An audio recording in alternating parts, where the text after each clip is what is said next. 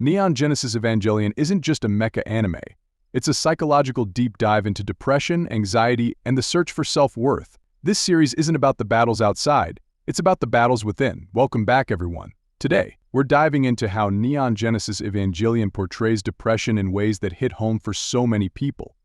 Evangelion doesn't just depict giant robots fighting aliens, it's about real emotional struggles, and if you've watched it, you know exactly what I'm talking about. Let's start with one of the most universal feelings in depression: loneliness. The characters in Evangelion struggle with feelings of deep isolation.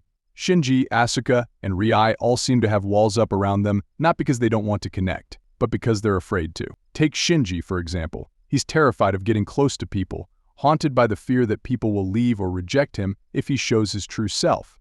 And that's something people dealing with depression can relate to: feeling disconnected, even when they're not alone. Now, Shinji's relationship with his father, Gendo, is one of the most intense parts of the series. Gendo is distant, almost cold, and Shinji spends so much energy trying to earn his father's approval. It's a powerful metaphor for how people with depression can feel like they're never enough, no matter how hard they try. It's that endless quest for validation, feeling like your worth is tied to someone else's approval, which can be incredibly draining and self-destructive. Another theme that Evangelion dives into is the search for identity and purpose. The characters face existential questions: what is my purpose? Who am I? These questions become a major focus of the Human Instrumentality Project, a mission to merge souls and eliminate loneliness.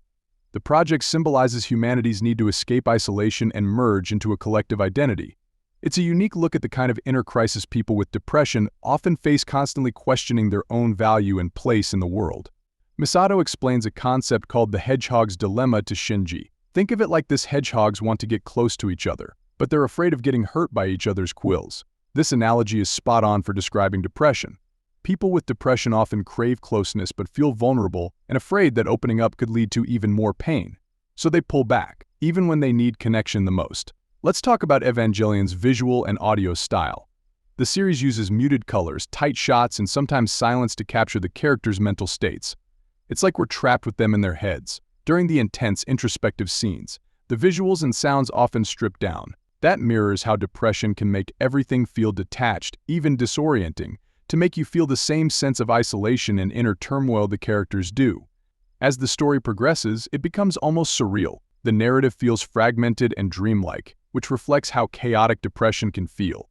Depression isn't a linear experience. Thoughts loop, emotions spiral, and reality can sometimes feel like it's slipping away. Evangelion's storytelling captures that chaotic feeling, almost making you feel it yourself. In the end, especially in the original series finale and the end of Evangelion, Shinji's journey becomes about self-acceptance. He realizes that confronting his fears and flaws is essential. This is powerful because it reminds us that facing ourselves is the first step to healing. Evangelion suggests that true healing doesn't come from avoiding pain but by facing it head-on.